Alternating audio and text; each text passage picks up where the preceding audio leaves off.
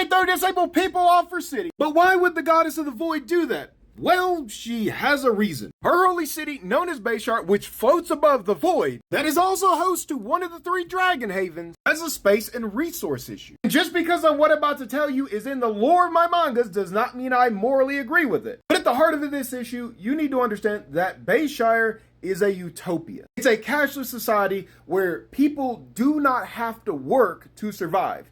You are not required to provide labor to earn your food, to earn that bed, to earn the shelter above your head. The expectation is citizens are allowed to pursue passion. And the rule of thumb is you don't have to work, but you have to be productive.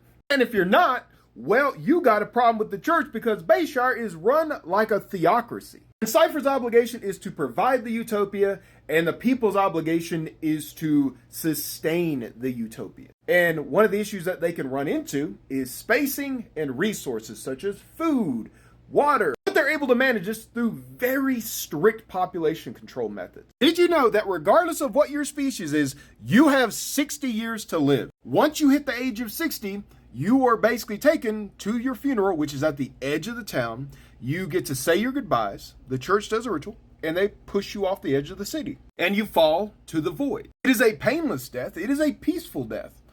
But it is a death all the same. They don't care how long the races live. You get 60 years. Like, thankfully for forest elves, these guys would be known as city-born, so they age at the rate of humans.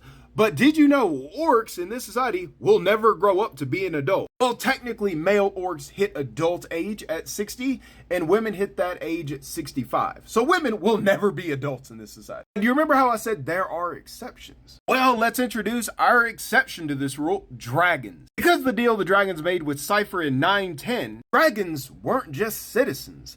They were maintainers of the Dragon Haven and Bayshire, because they maintain the infrastructure. Just for an idea of how much landmass they maintain, this is 150 miles. The size of this city could encompass Dallas, San Antonio, Austin, and Houston, but with the population density of New York. There are about 330 million citizens on Bayshire. Dragons still go over the edge, but only when they become ancient. Now you have some idea of the city and what they do.